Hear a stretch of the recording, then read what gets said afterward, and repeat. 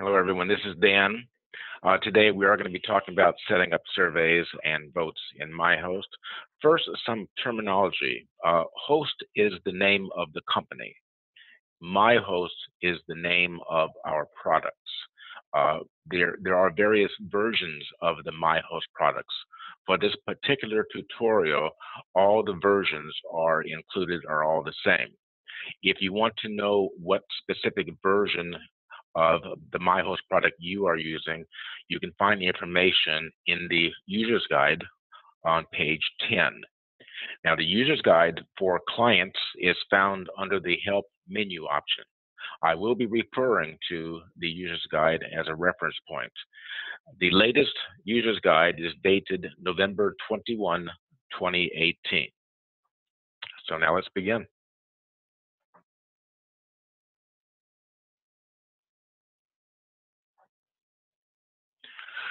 Okay, there are 4 steps to creating a survey or ballot or document, a proxy vote. The first one is to add a meeting. We have to add a meeting first because the vote is going to have the meeting name, location, date, and time actually on the vote itself. So we add a meeting first. Step 2 is we create the ballot, the proxy vote, or the survey. All of these are created using the same steps. And again, the ballot is normally in terms of an election. For condos, that's always secret. For HOAs, it may or may not be secret. The proxy vote is normally a vote that requires a vote with a attached proxy, and that's handled in the system as well. And the survey is normally a non-binding vote. Now let me go back to that add a meeting. That was feature 80 in the user's guide, and creating the ballot is feature 89 in the user's guide. Step 3 is creating the general proxy. Now the general proxy is not required for an electronic vote. We create the general proxy usually so that we can more support the record keeping of the entire vote. When you're at your meeting and you receive paper proxies, by creating a online general proxy, you have a place to input the fact that you received a general proxy on paper. Therefore, you end up with one system of record. So that's its primary use. And the last step is to specify the opt-in and opt-out deadline dates. Now, this is Florida only, and Florida is required to have a board resolution, and the board resolution has 3 important parts. The first part is it identifies how the opt-in and opt-out process will happen. The second part is it will specify the opt-in deadline date, that date at which you are not allowed as a new online voter to opt in, and a deadline date for opting out. So the board resolution becomes a part of the whole process of creating a vote, but it only applies to votes that require a quorum. It would not apply to, for instance, a non-binding survey. Now, and that is in feature 86 in the user's guide. So now we've covered these four steps. I'm going to actually demo it online.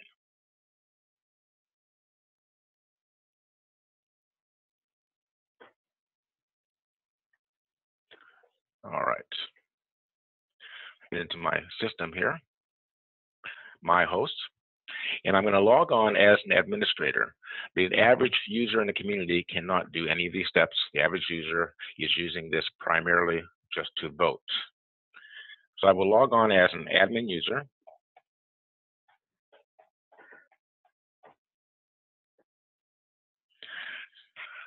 And again, step 1 was add a meeting. I said that was feature 80. So feature 80 in the user's guide tells me to go to CM, which stands for community maintenance.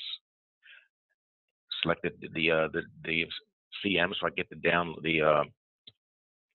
choices, the menu choices. And I'm going to hit owner's meeting. I'm going to go to owner's meeting so I can add a meeting. And here is the button that says new meeting. I want a new meeting. And as I told you, we're looking for the name, the location, and the date and time. So let's say this is going to be, we'll say election for tutorial. Location, I'm going to put location as online. Date and time, now this would be the date and time of the actual meeting. If you're doing a non-binding survey, it's your best guess at when the survey is likely to be completed. You're not held to this because obviously any meeting can fail to reach quorum and require you to extend the meeting. So the meeting date and time is only your best guess. And I would do an add a meeting. And now that meeting is created. So step 2, and that was feature 89 in the user's guide, was to create the ballot, vote, or survey. I would click on the meeting line and the word voting. Now here's a point where I've got 2 boxes. I have to choose between these 2 boxes, the new election ballot or the new meeting vote. It says the new election ballot is for a secret vote and the meeting vote is for not secret. A clue will pop up as I put my mouse over this first button to let me know that it is not a secret vote if you're using a directed or limited proxy. So this would not be a proper button to hit if it's a proxy vote. Proxy votes are not secret. I think that's probably clear to you because you normally have it on one sheet of paper with your signature and your vote, obviously not secret. The new meeting vote is fine, especially for non-binding surveys. So today we're going to create an election ballot. So this is going to be a secret vote. So I'm going to click on this button and I get another warning. Let's not do this if we're using a proxy vote. I will confirm that I want to go ahead. Now I'll stop you right here for just a second to tell you that what you're looking at here is the same screen that you would have gotten to if I had said this was a not secret vote or a non-binding survey. The same screen. So it doesn't matter to the system, a vote is a vote. The reason we had those prior buttons is you were telling the system how to handle the vote. When you say a secret vote, the system's going to allow you to vote the same way, but when the vote is received, the system will take the name of the voter off of the vote and will take the address off of the vote. In other words, making the vote secret, making the vote anonymous. So those buttons are to tell the system how to behave. This screen will be the same screen you'll get no matter what type of vote you're creating. So I'm going to say something like, my issue will be select one candidate for the board, and I'll say resumes are attached. And that tells you one thing right here. The next step was choose file. You can attach any document to any online vote. It makes sense that if it's an election, you're going to have resumes, or some people refer to these as candidate information sheets that are going to be part of the vote. And for the online vote, just like the paper vote, needs to have this documentation. That would be the same thing if you're voting on a document change, like say one of the community documents. You want to have attached to the vote the document changes that they're voting on, or any background information to help with the vote. The same information that you would attach via paper and use the postal mail to mail out, that same information should be here on the online vote so everybody is seeing the same thing. We recommend when you choose a file for, say, something like resumes, that you choose a file that is in a PDF format. PDF is recommended because it's universally accepted. You can also attach a picture, but you can only attach one file. So if I have a PDF for 5 people running before the board, I'm going to combine those PDF those 5 pages into a single PDF file. So I'm going to attach my resumes for this selection. And it's going to be right here. And that's all I have to do is find it on the computer and choose it. The next step is I have to determine what my maximum number of responses is. If I only have one candidate or one opening, as this one is, this is going to be 1. You can only choose one person. Very simple. If you have 3 openings, then this will be a 3. Next, we have the minimum number of responses. Now, I have 0 here, and I recommend 0, because if you have 0 responses, you're talking about a blank ballot. And in Florida, a blank online ballot counts toward your quorum. That's very, very important. So if somebody would like to help the quorum and not provide a vote, I say welcome. Next, we have write-in responses. Most often, this is no, especially for an election, also for most surveys. We don't want you to just put in any answer at all. We want you to choose from the selection that we have offered. If you are an HOA and you allow nominations from the floor, then you must choose yes, because you must allow them to type in the nomination from the floor. So I'm going to say no, and now I'm going to put down my choices. The first person running for the board is Thomas Jefferson. The second person is Abraham Lincoln. And the third person is George Washington.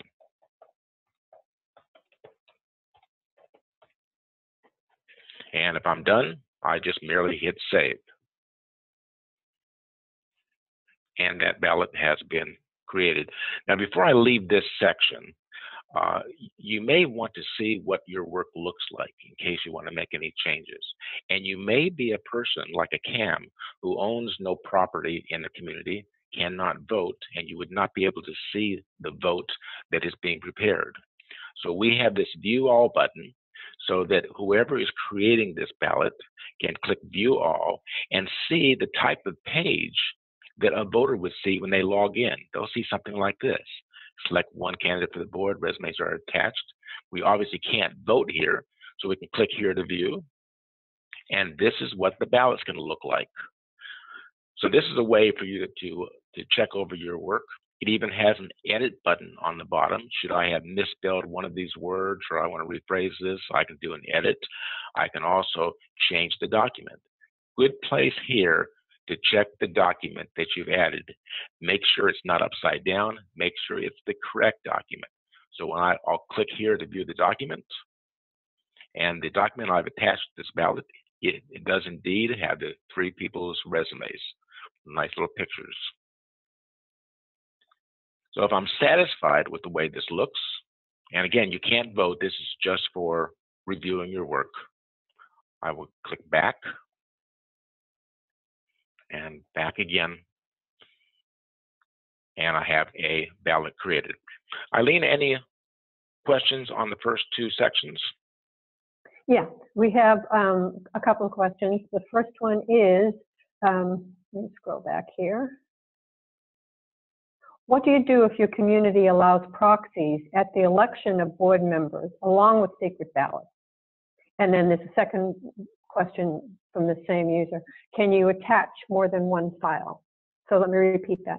What do you do if your community allows proxies at the election of board members along with secret ballots?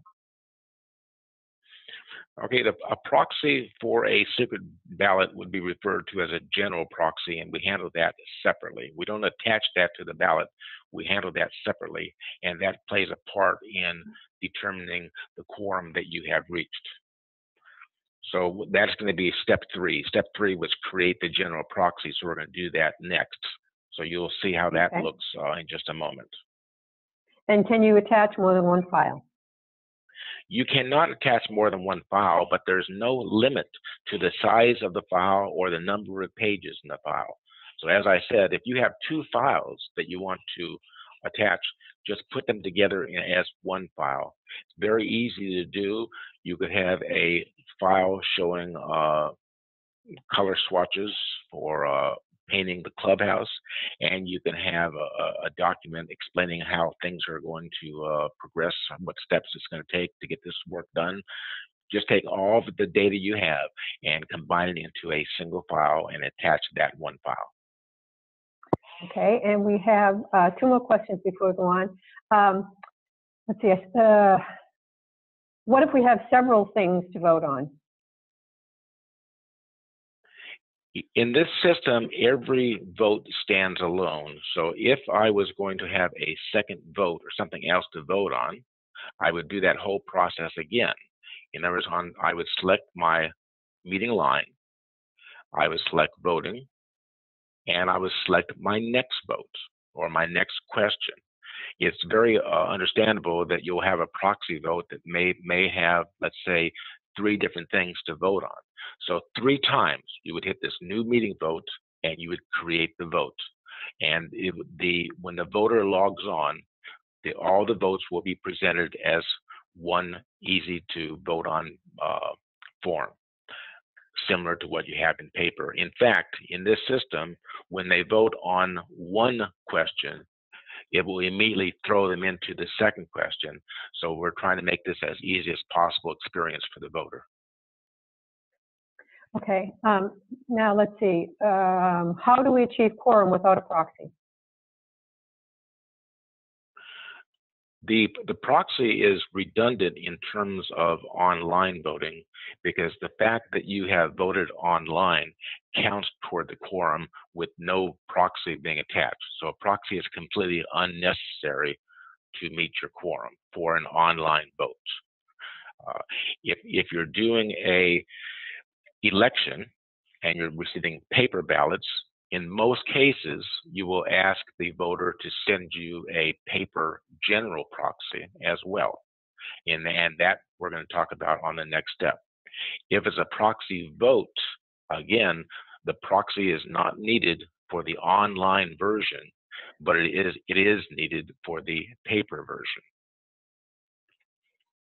I've got a technical question about using Adobe. I'm going to, in the interest of time, I'm going to bypass that. I see that question and we'll address it after the session. So thank you for that. It's about some techniques in using Adobe. You know, we're not necessarily Adobe fans, but we may be able to help you out. Oh, and let's see. There was one more question, and then if a candidate doesn't submit a resume, do you recommend stating, for example, Jimmy Carter, no resume submitted? I mean, that's sort of up to community standards, I would guess, and depending on what you put on your paper ballot. It is up to the community. I've seen it done both ways. I would tend to not do it on the ballot. I would tend to do it in the attachment. Perhaps an opening page, say these are the resumes of those people who are running for the board, and maybe there you might want to say that a resume was not provided for a certain candidate, but that is entirely the choice of the community. Okay, and if there are more questions in this section, make sure you send them to me and I'll record them, but I think we should probably move on from this section.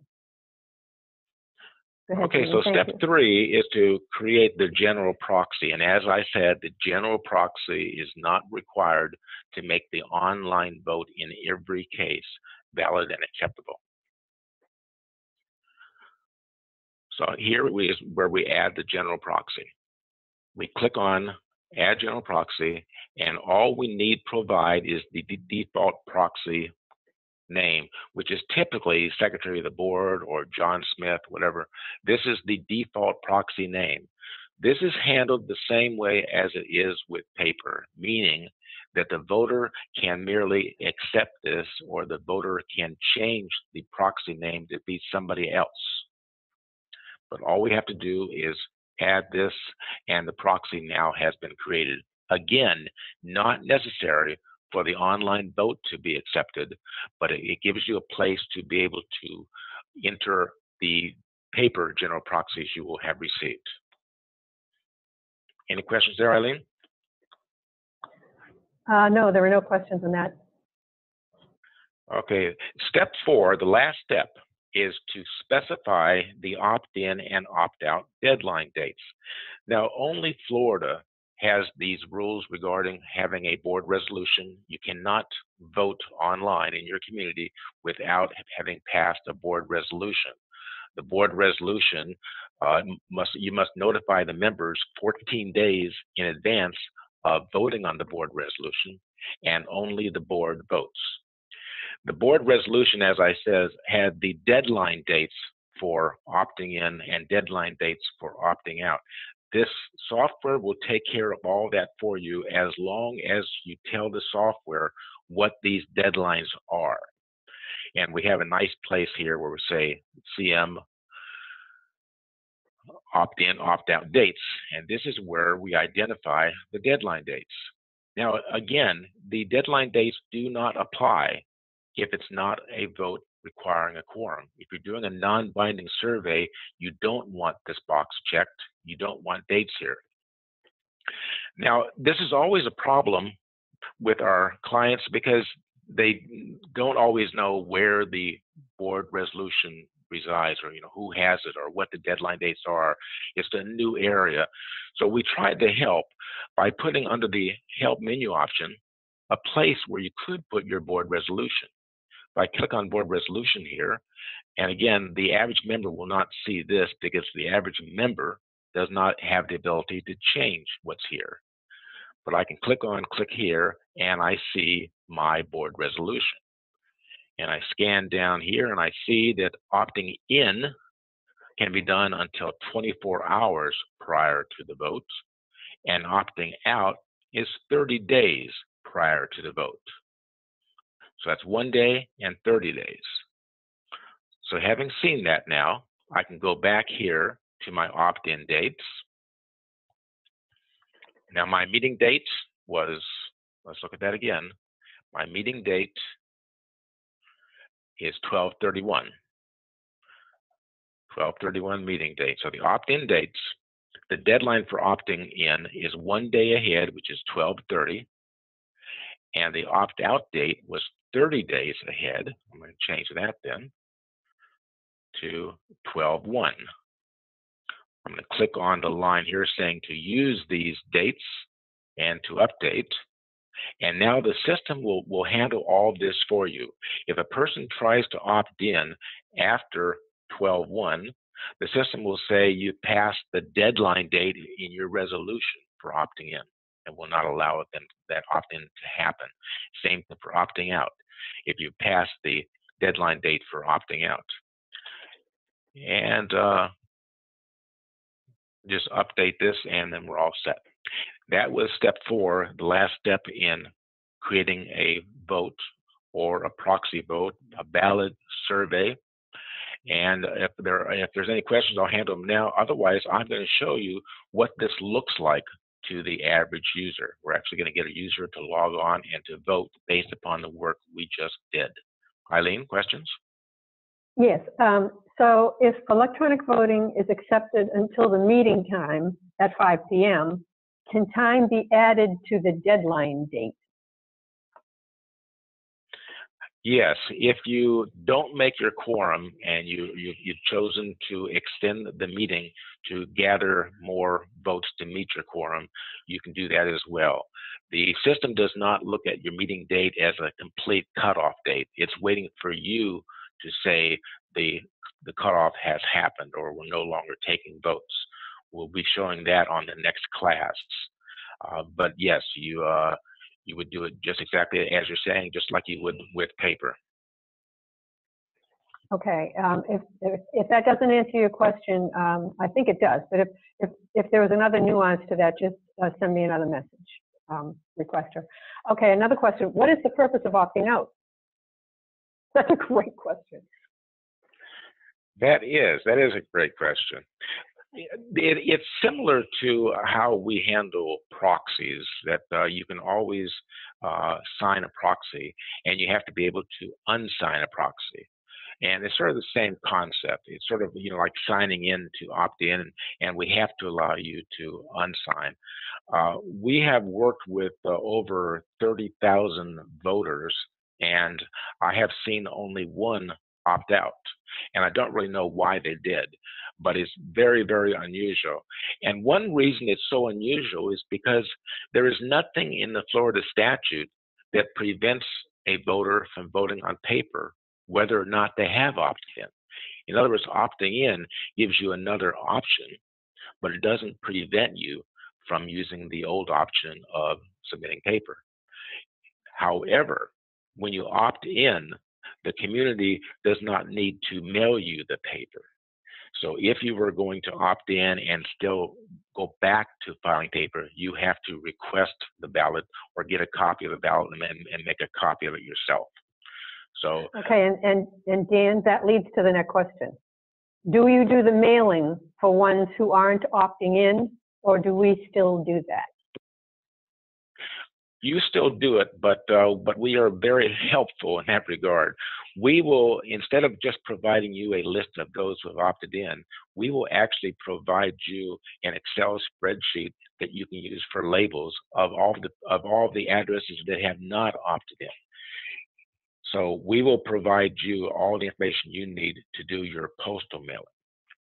Can I just make one point of clarification, Danny? Sure. We provide the information for them to create, for them to download into Excel. It's not that we provide the actual Excel spreadsheet, right? Yeah, we provide the information in an Excel spreadsheet form, and it is appropriate. It is appropriate for you to use for your mailing or to produce labels. Yes. Okay. Let's see. Is there a way to track non-binding survey results live, or do we have to wait until the end? Non-binding survey, I'm going to assume binding survey / vote results, or do we have to wait until the end? Non-binding survey results. Well, there are no rules or statutes regarding non-binding surveys. But let me tell you how the normal process works. If it's a secret election, the expectation is you cannot see the results as they're happening. You must wait until the meeting, and then you must wait until you count your paper secret ballots, and only then, when everything is done, that's the first time you're allowed to see the results. If it's a not secret, you can see the results as they're happening, and you can see each vote. There is no secrecy in that. If I'm doing a non-binding survey, I'm going to do it the second way. I'm going to do it as a non-secret and actually be able to track it. In our system, since we're geared toward adhering to the Florida statutes, if you mark it as secret, it's going to discourage you from seeing the results ahead of time.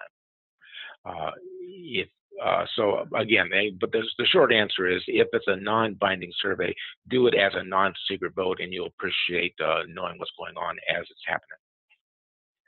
So yes, you can see the results as they accrue, right? As long as it's not marked secret. Correct. Well, because if someone were to decide to view it, if it were a secret ballot, we would have an audit trail that would show that. Yes, there is no way to see the results of a secret election without being captured on an audit trail that cannot be edited or deleted. So this really gives you the assurance and protection of your elections, and can be used to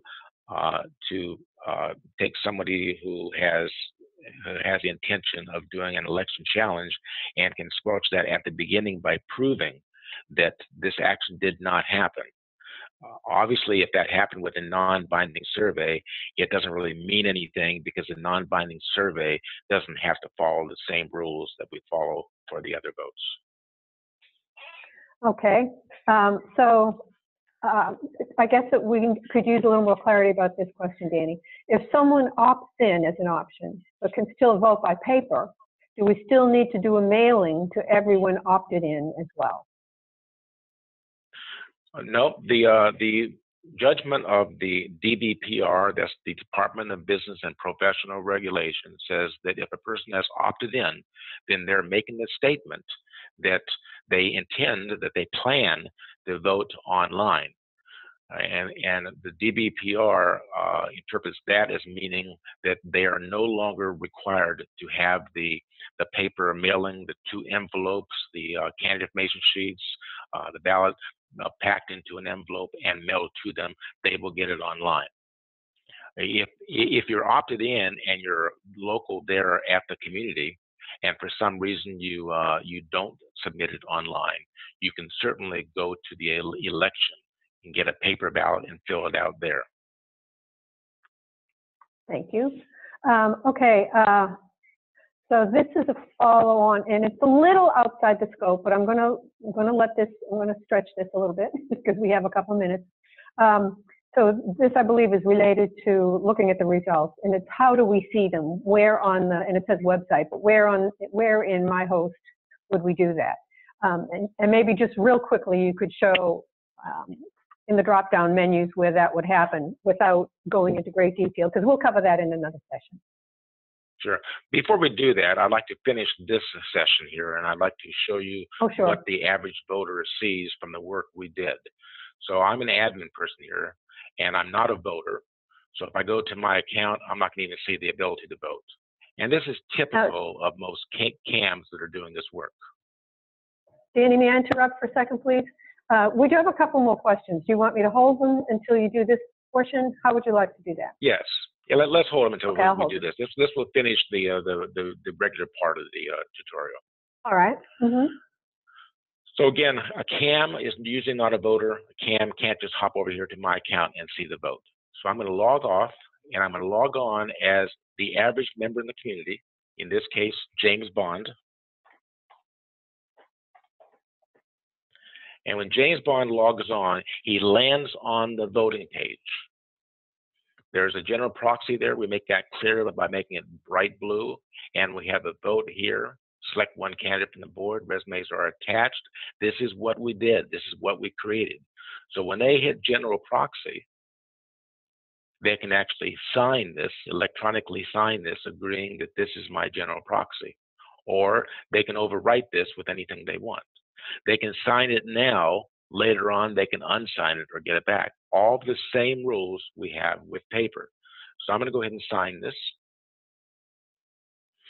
And now I'm going to do my vote. Now again, was it necessary to sign that? No, this vote's going to be valid just because it was sent in online. Here it says click here to vote. So I'll click here and I'm going to see the same thing we saw when we reviewed this. I'm going to see the vote that was created. I'm also going to have the ability, as James Bond, to see the candidate information sheets by clicking here to view the document. Same thing we set up.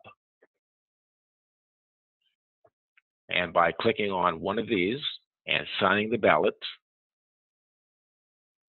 and they are done. Everything's happened. Here it says click here to view. You can't vote again. You can look at your ballot, but it only has one vote per address. If James Bond has a co-owner and that co-owner logs in, that co-owner will also see click here to view because there is only one vote for this address. So that shows you the result of the 4 steps we did to create the vote. Now, for all future questions, I'm going to log off and go back on as the admin because I'll probably need admin privileges to demonstrate the answers to the future questions. Well, a couple of the questions are similar. So it's a combination of, can I change my vote? And in a sense, the same question. What if the resident opts in and votes online and comes to the meeting with a paper proxy? So first, can I change my vote? Okay. Can you change your vote? If it's a secret vote, the answer is no. The Florida statute says, and I think I can quote this, a received ballot may not be rescinded. So no, if it's a secret vote, per Florida statutes. You may not get that back, and it doesn't. There's nothing different in this case about online voting. You can't get back your paper vote either. When you hand in your paper vote, if it is considered to be a received ballot, you're not allowed to return that paper envelope back to the voter. So electronic voting or online voting has not changed these rules. The difference is with online voting, it's received immediately. When you say submit or you say vote, it's received immediately. There's no question. There can be a question about that paper envelope sitting on the table in front of the meeting as whether it's officially received or not. So no, if it is a proxy vote, you can get it back. It doesn't matter if it's received via paper or received online. You can always get your proxy vote back until the election is announced as being closed. Yeah, now let's be clear though, if someone has filed online, if someone has voted online and comes to the meeting with a paper, and the question here is with a paper proxy, let's be clear about what happens there. If the resident, if the resident's already voted online, the vote is there, and that's that. Yes, if a person's voted online and then comes to the meeting and attempts to vote, the vote that they're handing in, the paper ballot, is not accepted. It is considered duplicate, and it is rejected. Saved per Florida statutes, but it is rejected. Now, I realize that the statute says if you have two votes for the same address, that both votes are considered invalid. And this puts it into a quandary because the statutes also say you can't get back an online vote, that the online system must remove the name and address so that it cannot be retrieved. So that was a quandary for the DBPR. And their judgment, stated in Naples earlier this year, was that in that case, the electronic vote is always accepted, and the paper vote matching it is always rejected or considered invalid. And again, that's because you can't get back the online vote. Right. Okay. Let's see. This is a comment that I think might require some clarification too. We would have to compare names in an election to see if someone voted online and somehow got a ballot packet. Yes, you actually you don't compare names, you compare addresses. Typically, think about the normal process of handling a paper election at the meeting. You have the list of names for the you have a list of addresses for the community. When you receive a paper envelope, you check off that, okay, you've got one for this address, and then you get the next one. And again, you're checking off addresses for the votes you're receiving. On online voting software will provide you that same list of addresses. However, online voting will provide you a list of addresses where the online votes received are also checking off the same list. Therefore, imagine that you have a list of addresses and it's pre-checked in many places. That indicates to you online voting provided ballots for these addresses.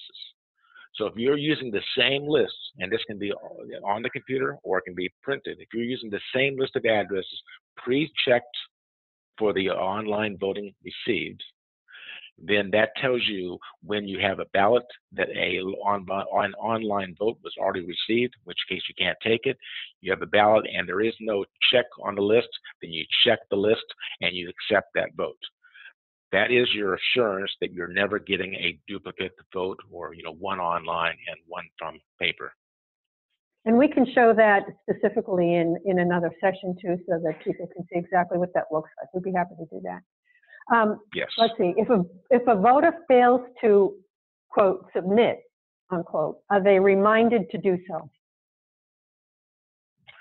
A voter is reminded to do so if they ever leave the voting screen. Remember that a voter automatically lands in the voting area. If the voter tries to leave that area, they will get a reminder that they haven't finished voting. So yes. Okay. And I think this is consistent with what you've said before, Dan. Now, here's the disclaimer, okay? We are not attorneys, okay? So any information we provide you, please don't take it as if we're trying to provide legal advice or legal assistance. What we're telling you is based on our information from our attorneys, as well as our understanding of the statute. But here's another comment, and this might be the final comment or question. We had a couple of people who voted online, not a secret ballot, okay, not a secret ballot, and then brought a proxy to the meeting. The lawyer said we had to determine which was the later, and that was the valid vote. That's probably akin to unsigning a proxy. Yeah, I mean, that's a reasonable thing that would happen. Generally, when I'm helping at a meeting and somebody brings in a paper proxy for a proxy vote, a non-secret one, I would generally tell them I already have one. Do they want this one to replace the one I have? And again, we'd obviously allow that. If the fact that a proxy vote is not secret allows the later one to replace earlier ones. I generally work with the voter to make sure that that is their intention. But yes, however you would do it normally, think in terms of you received 2 paper proxy votes. How would you handle that? There's no difference. You're going to do it the same way, whether they're 2 paper ones or 1 paper and 1 online one. Great. And one quick thing, it's a comment, and a very helpful comment, I think. And if you want to take like 30 seconds to underscore it, Dan. Here's a comment. We send email reminders every 2 weeks for those who have opted in and not voted. I don't know if you want to underscore that, Dan. Yeah. Well, it's obviously a good idea. You know, especially for your first election, you're going to want to do a lot of marketing and a lot of reminding. It'll get easier and easier as things go on. I was at an election last night, and this was their second election, just a second one in the same year, and they received 255 votes, of which only 23 were on paper. So it will come to a point that reminders aren't quite as necessary. But it is good to understand that when you create a vote online, that creating the vote by itself doesn't tell anybody anything. You do need to send an email out saying, okay, we finished creating the vote, now is the time to get in the votes. And having reminders as it's going on is great. And the system will help you send an email reminder to just all the voters, or send a reminder to just those who have opted in and who have not voted. And I'd like to clarify one thing. We talk about opting in, and we talk about having a deadline to opt in. There is no deadline to vote. Let's not confuse opting in with voting. The deadline to vote is when the voting closes. So the deadlines per the statutes refer to the opt-in process to voting, not to voting itself. I just want to make sure that that's clear. Excellent. Thank you for that clarification. And with that, I am going to do a couple of wrap-up things because I want to respect the fact that I've only asked for an hour of people's time. So I want to remind everybody that we are going to be scheduling other training sessions, and we'll send out registration invitations again as we have in the past. So we can also allow you to invite some colleagues if you want to. Just understanding that there is going to be a limit to the size of the group we can do. I think, yeah, there'll be a limit, and so get your registrations in quickly. So the next one again is processing secret votes. You know, what does it look like on election night? What happens? You know, what is not just the what is the how for processing votes on election night? So election night using myHOAst. That's going to be in December 18th, and you probably will get an invitation to that session within the next couple of days. So you'll also receive an email with the link to this to a recording of this session. That'll also be in the next couple of days whenever the recording comes back to us. Okay, I have one final poll, so bear with me. I have one final poll, and then I'm just going to find out from Dan or Julie if they have anything else to add. So this will help us out a lot, I'm quite sure. So this is, how did we do today? So based on the title of this session, was it what you expected? How was the pace? Were we too fast, too slow? Was it just right? Did you invite a colleague to attend this? And check off if any of these are some topics you'd like to hear in the future. We have other things scheduled. But if you'd go ahead and answer those questions, we'd appreciate that. That'd be very helpful.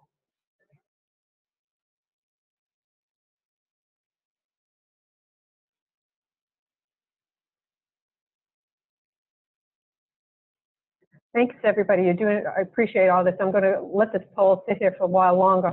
And while you're doing that, I just wanted to offer an opportunity. Dan, I can't believe you get anything left to say. Oh, wait a second. There was another question here. Does the system send the reminders automatically? No, the system does not send reminders automatically. Here's one reason why not. You are able, and we didn't talk about this much, but you're able to create a vote in the whole process and have the vote, in a sense, hidden. In other words, you can do your work early, feel very comfortable with what you've done, but not release it for actual voting. So we're looking for you to send an email to notify people when you are ready, when you've either created it or when you've opened it up for voting. So the email notification is not automatic. Okay, thanks, Dan. And thank you, people, for your nice comments. I appreciate those very much. Now, I'll show you what we showed in the poll. You're welcome, you're welcome. Charlie, you're welcome. Kat, you're welcome. Laura, you're welcome. Okay, so how did we do? So here's the result. 23 of you took the poll. Well, the same 23 throughout have taken the polls as it happens. So it looks like we properly described what the course was going to be. The pace was on target. Some of you did invite colleagues. That's terrific. Feel free to continue to do that. And excellent. These are some great suggestions for us. And if you have other things you would like for us to cover, you can send an email to me, Eileen, E-I-L-E-E-N, at hoast-inc.com. You probably know that address pretty well. Or Julie at hoast-inc.com. So Julie, was there anything else before we go that you'd like to comment or question or anything? No, I think it was great. Yeah, good job, Dan. All right. Okay, thank you all. Well, thanks all very much. We appreciate your time again and hope to see many of you back on the 18th. Take care.